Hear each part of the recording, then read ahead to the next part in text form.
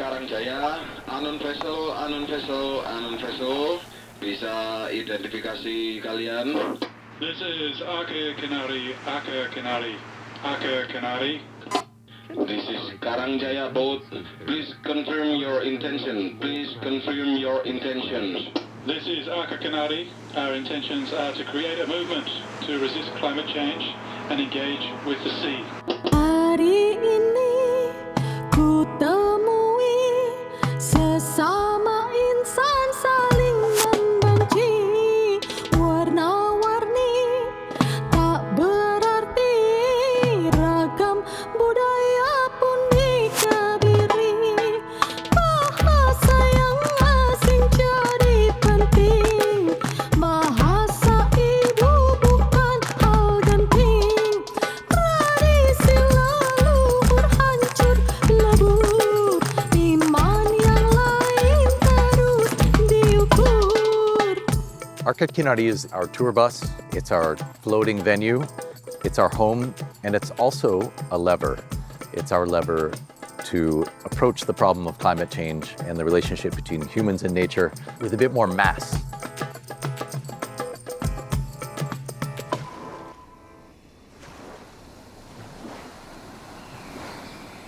For the last 20 years, I've been making electronic music videos and touring performances under the name of Philistine.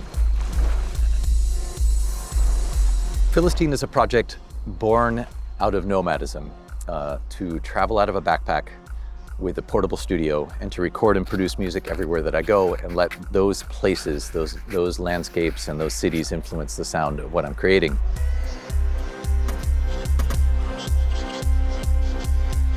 I made a great effort to always return to the places that I made recordings and to work with the artists again and to share, even if the gigs were always free, in the places that I made recordings and with the artists that I worked with. And that brought me into getting to know Indonesia better and getting to know the artistic scene there, through which I met Nova.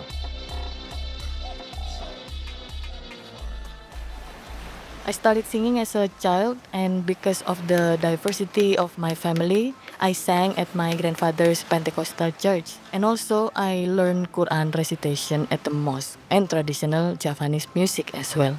My dad was kind of a rock star that time, so I was that kid backstage with all the hard rockers. And then I got into hip-hop as a teenager and wrote a lot of lyrics about environmental issues. So we met in Jakarta and did a few gigs, and then we started making music together as Philistine and Nova.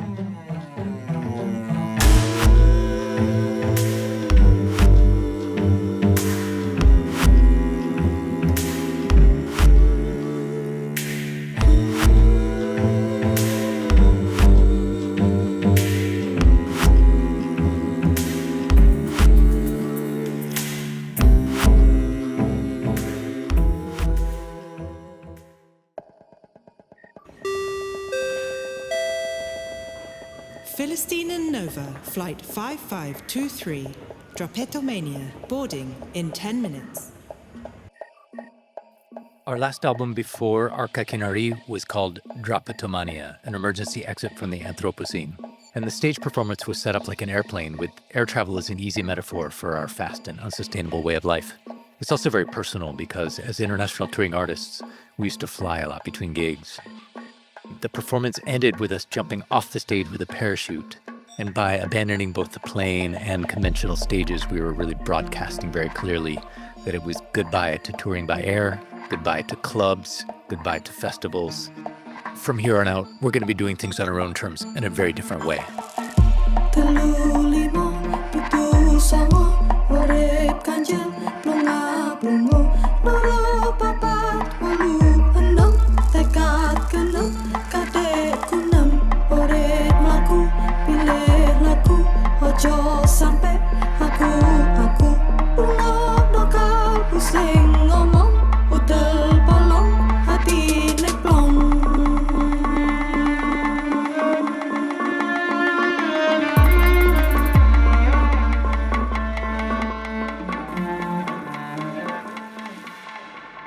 We both had a long-term fascination with the sea. In my case, it started really young. I was born near the Pacific Ocean and grew up playing in the waves, and the sea for me was a natural thing. It was just part of life. Our family had to move from California to Oklahoma, and that's about as far as the sea as you can get. And I felt really pretty miserable there. It's also a very conservative place. But as soon as I graduated high school, I left Oklahoma to get to the ocean, and since then I've never lived away from it.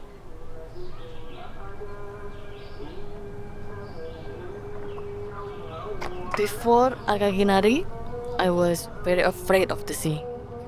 But my maternal family are Bugis people, which is a tribe from the island of Sulawesi. The Bugis are sea people.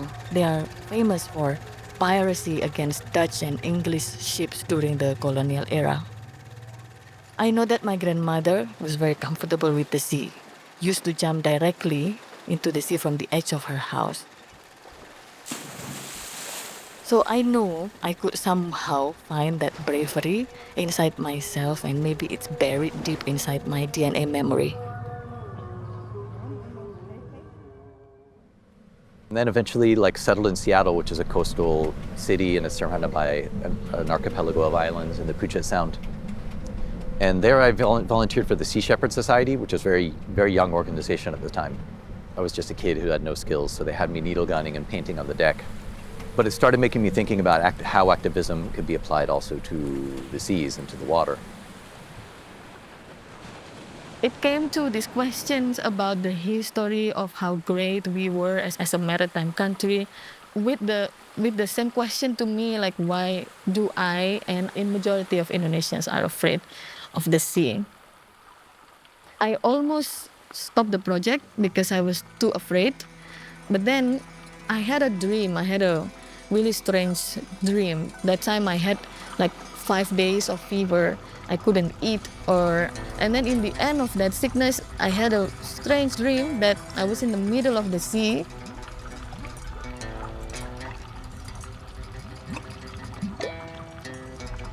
Then I saw this one boat on my left side and another figure on my right side.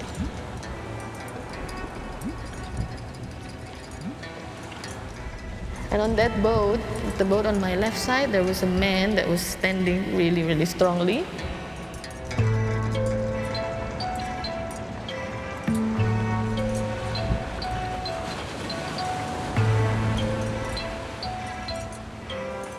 And then the figure on my right side was a woman, looked like a goddess, but then she was floating on top of the water.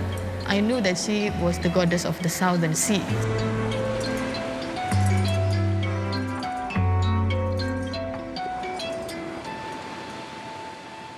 When I woke up, I realized that actually that message is like I got the blessing from the sea, and then I got the support from my ancestor as well. So after that dream, there were no other reason for me to not go and start the project.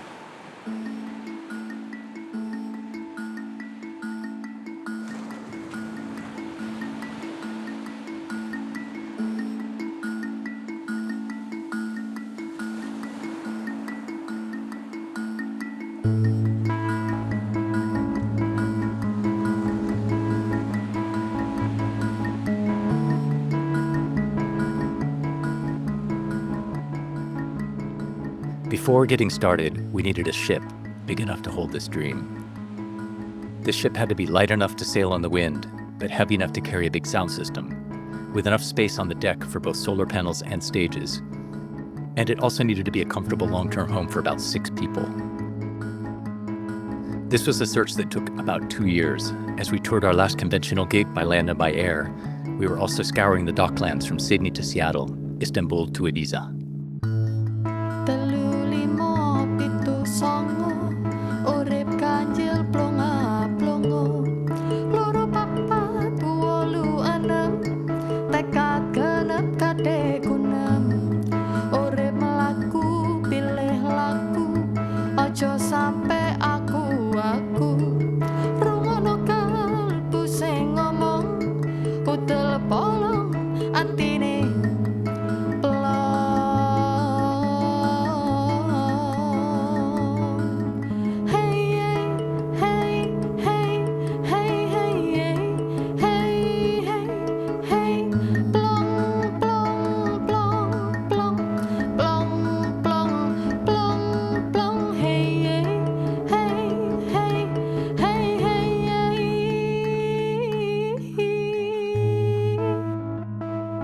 Our hunt for a ship ended in the spring of 2019 when we finally found the right ship on the wrong side of the world.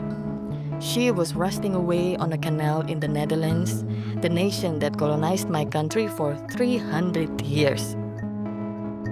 We needed to get her seaworthy, install the performance equipment, and create a draft of the gig in one summer. Volunteers came from around the world, and we worked around the clock as welders, carpenters, and electricians by day and as artists rehearsing by night. These hands of mine have known some pain. They did something that left me shame. No more, no more, no more again. The time has come to leave this game. The ground is broke, the peace are slain. The rock are split, the spirit change. No more, no more, no more, I say it. The time has come to leave this game.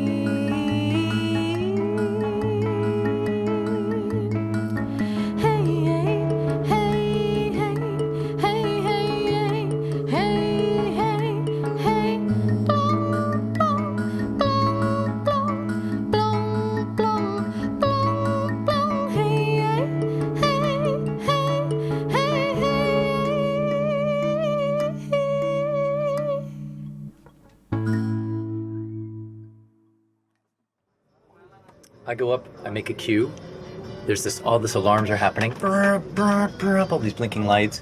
You guys are running around the boat, kind of preparing, not running, but kind of going around, tying things down, getting ready for the voyage. I trigger the first song called Minor.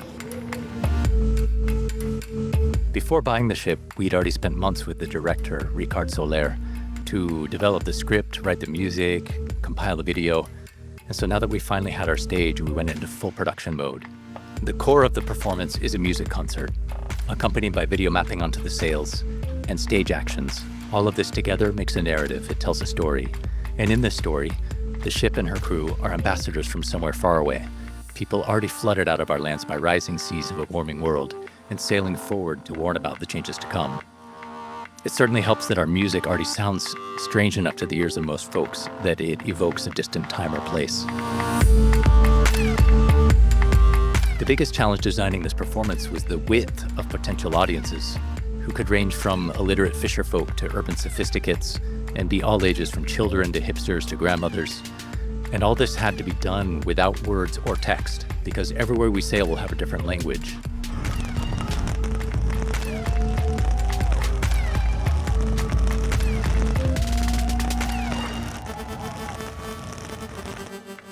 I was stepping on the boat and I was kind of trying to say to the boat that I will trust you, that you're going to keep us alive until you go home to your home water, Indonesia.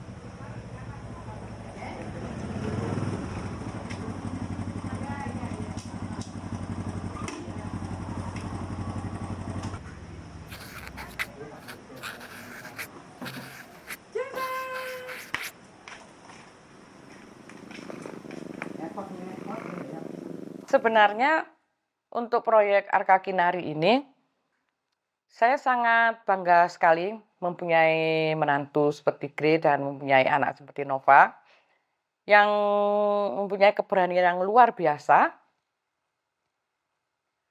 mengarungi lautan dengan kapal yang sekecil itu. Itu sangat luar biasa sekali bagi saya. Tapi di samping itu, di nurani saya yang paling dalam, saya mempunyai ketakutan yang luar biasa. Mengarungi lautan yang seperti itu akan membuat dia, ada sesuatu yang akan membuat dia celaka atau bahaya.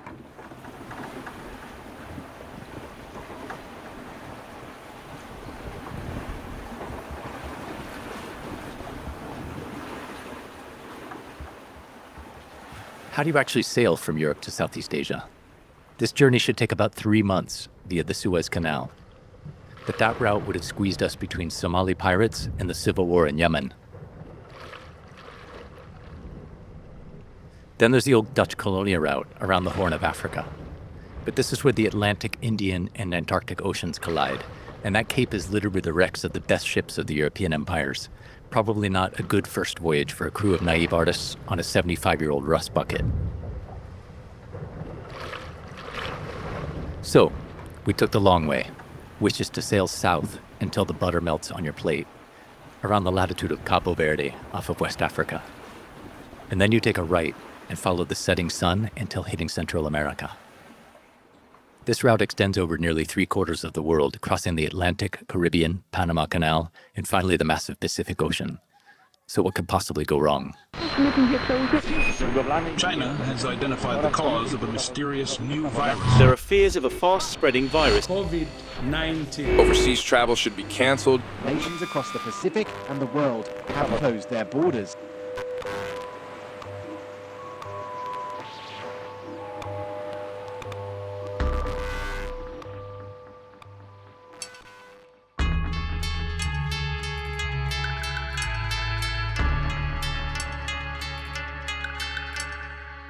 The ship was 2 weeks into the Pacific crossing when, maybe for the first time in human history, all of the world's borders slammed shut. And so for the next 6 months, we became the pariahs of the Pacific because no nation wanted to let our ship dock. Fortunately for us, there are a few islands in the Pacific where nobody in their right mind would ever go and where nobody really would think to find us. This is because in the 1950s, the United States tested nuclear weapons in some remote Pacific atolls. And these atolls became our hiding places, and there we could mend the sails, scrape the hull, spear fish, gather coconuts and breadfruit.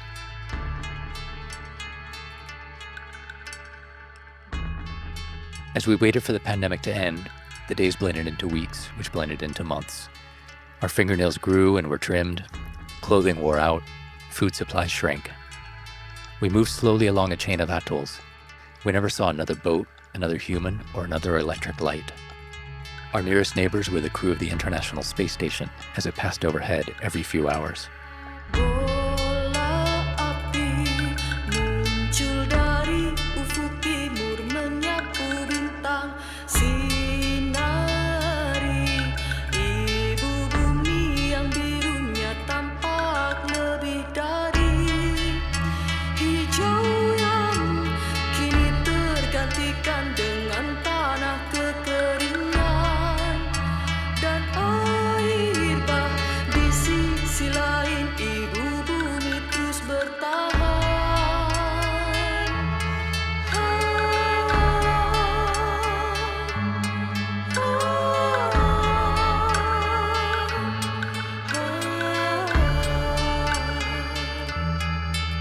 After living by our wits for a few months, scavenging from the desert islands, begging for supplies from passing supertankers, we were finally granted special permission to enter Indonesia. So exactly a year after leaving Rotterdam, we crossed the equator and entered the waters of our new home. And just like that, it felt like we flipped from pariahs to princes, as we were greeted with processions and banging of drums and showers of flower petals in every port we stopped at in Indonesia.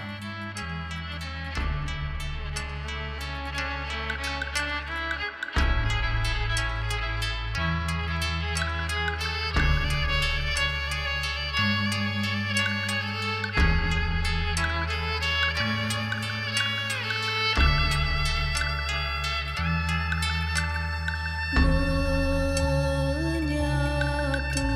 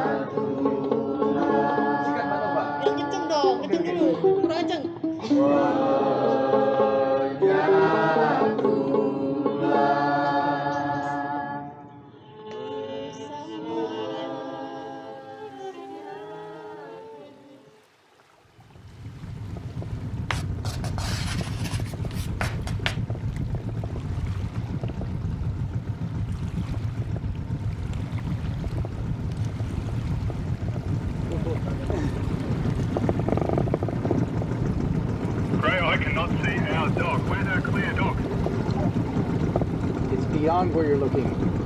It's beyond your eyes at the moment.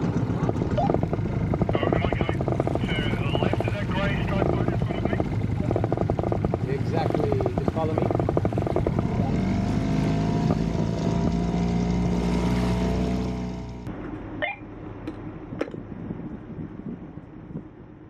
We're travelling super slowly around the archipelago here and around the world, bringing a message of what is actually happening to the planet.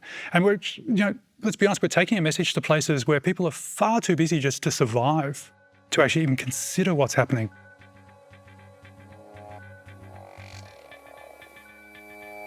Boats used to arrive from all over the world to our islands. But container ships changed that, so in the remote areas, we are usually the first sailing ship to show up in generations.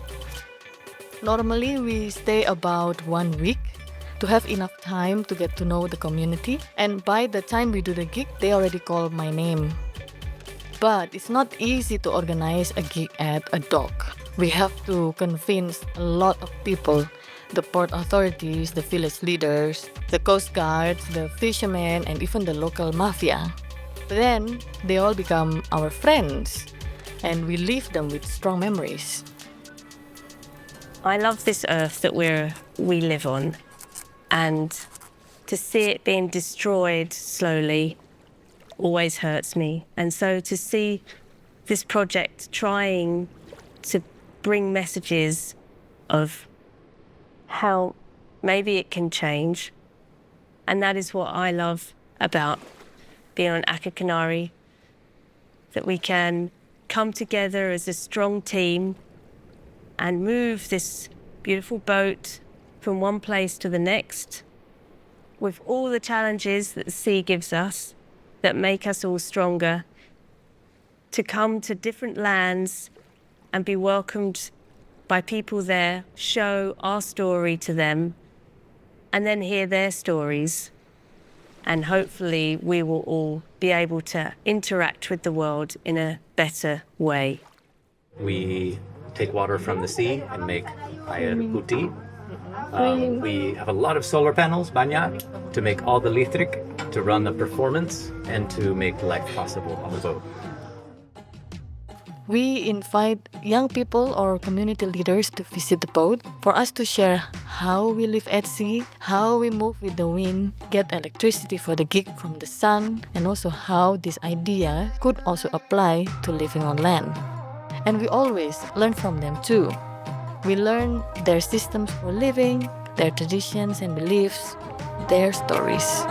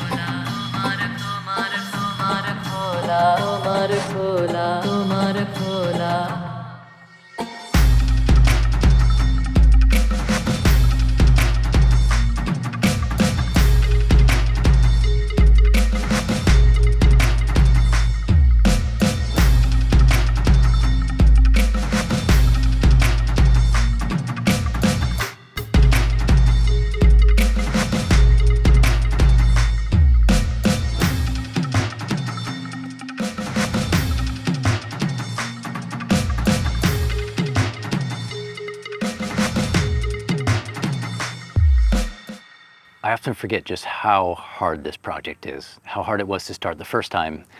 And after the first and only break we've had, somehow I'd forgotten it, how hard it would be to restart with an entirely new crew.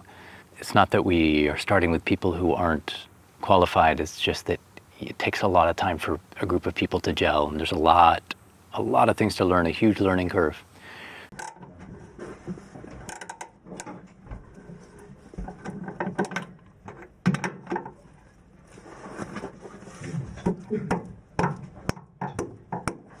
The boat had been through a lot in the previous year. It had been sitting at anchor or at mooring And previous to that, it had sailed across the Atlantic and then the Pacific to get to Indonesia. With any vessel that sits at mooring for a long time, there's always a lot of work to be done.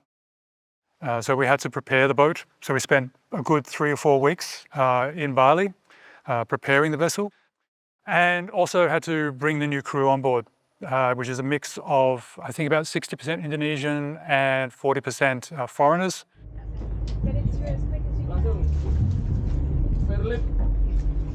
Masuk ke dalam fairlift, cantelkan seperti kau menyantelkan kehidupan orang-orang di Yes. Cantelno bawa. Okay. Reverse. A ship's crew is kind of like a cooking recipe where each ingredient needs to complement each other. There's got to be at least one sailing expert, one diver, one climber, one gearhead to lead all the constant maintenance, one diplomat for outreach and negotiations. And we also aim to keep at least half Indonesian while we're in these waters, and also try to keep some kind of gender parity. And then, at least some of them need to have some musical or theatrical background. So composing a crew becomes a very complex puzzle.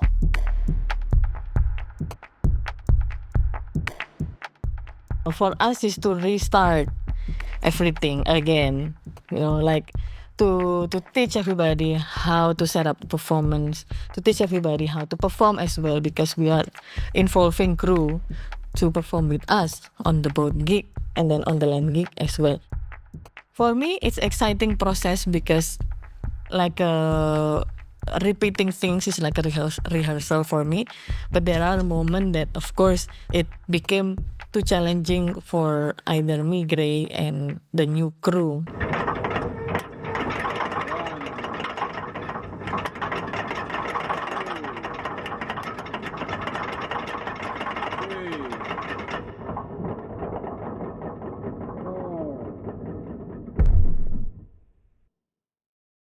I was actually scared many times over the last few weeks in a way that I almost was never scared before.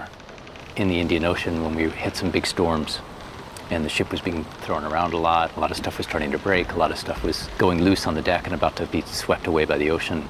Running around on the deck and lashing things down and running back and steering and figuring out what to do with the sails. And it's like, I didn't used to be the person who did this stuff. I would be the person who would and told what to do. And now I have to sometimes tell people what to do. And that's a big change for me.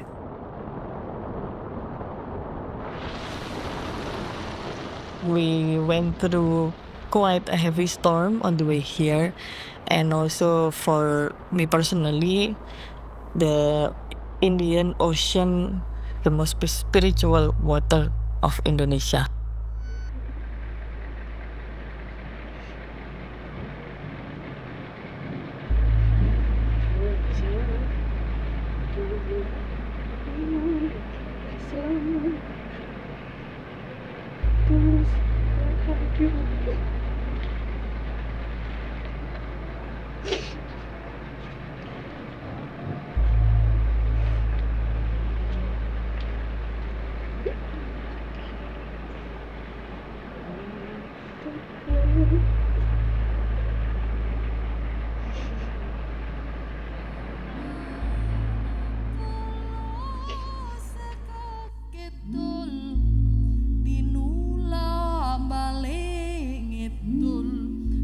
Jatulah iman selamat tulus rahayu witoto.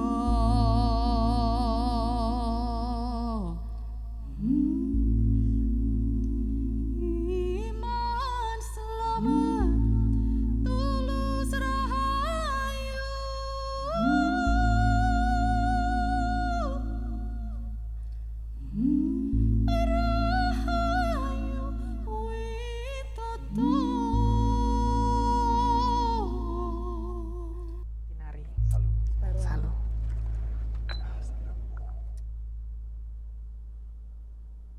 Arka Kinari has an overall goal to talk a lot about climate change and the conflict between humans and nature. How that adapts to the Indonesian context is a little bit different People in rural parts of Indonesia are not really thinking about climate change, but they're going to be affected by it. So it's important to bring it up and talk about it. More pressing concern, the thing that people actually are doing around here is chucking lots of plastic into the ocean. Oftentimes that means just throwing plastic onto the ground. It washes away. There's frequent torrential rains. Everything goes into the rivers and ends up in the sea. And that's a conversation we have that can be really more specific to these communities.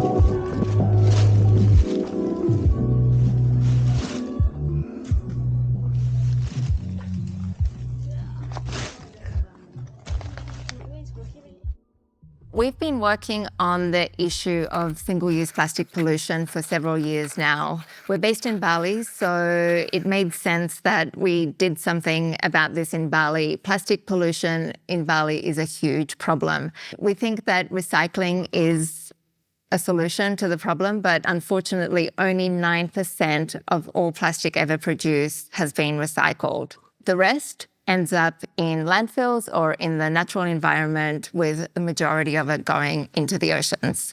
Far, far away from any other humans, we still found a tide line of plastic on the beaches. Plastic bottles, plastic flip-flops, plastic fishermen's gear, like the floats and the ropes. And it made me think that us humans, we use these plastic items and we throw them away and we think they're going to disappear, but actually no, they're ending up in the most uninhabited places in the middle of the Pacific Ocean, which is very big. And since then, it really brought it home to me. So I try in my daily life to use as little plastic as possible.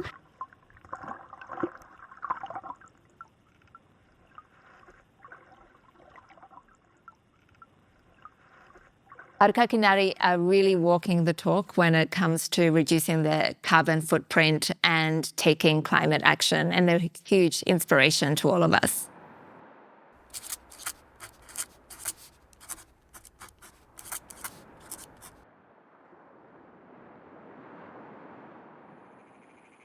Arka Kinari tidak hanya menyampaikan tentang nilai-nilai isu lingkungan, tapi dia juga mengajarkan kepada saya secara pribadi bahwasanya bagaimana cara mengorganisir hidup, bagaimana cara memanage sesuatu hal untuk lebih baik ke depannya. Arka Kinari saya merasakan napak tilas tentang keleluhuran dan spiritual saya, sehingga ini penting untuk saya secara pribadi.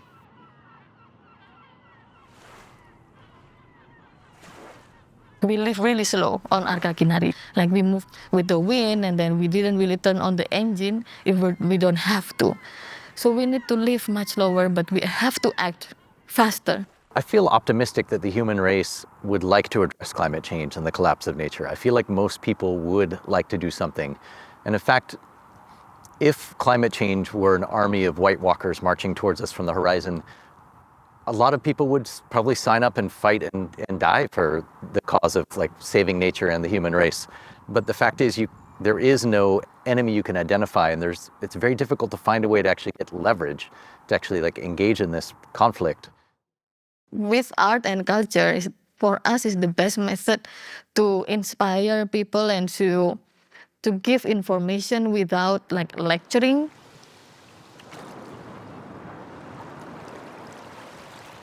A ship is like a tiny world. So Arka Kinari allows us to already construct the future we want to see. We aren't trying to convince everyone to abandon your lives and go to sea. We're touring artists, and this is our particular solution. But we do hope that our story might make people rethink how they live on this earth and expand the range of the possible.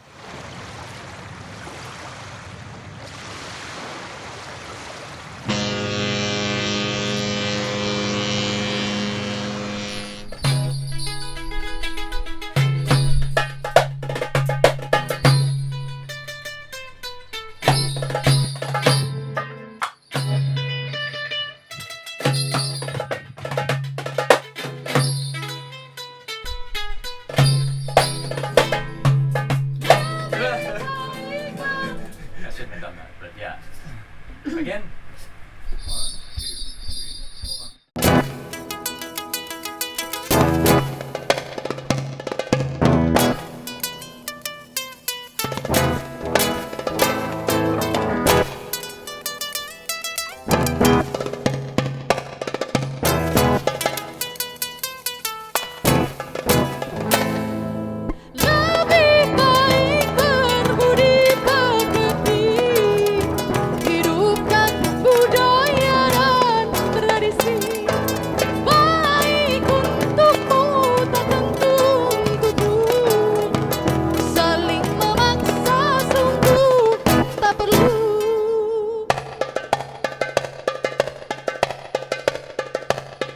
Kasih tepuk dong.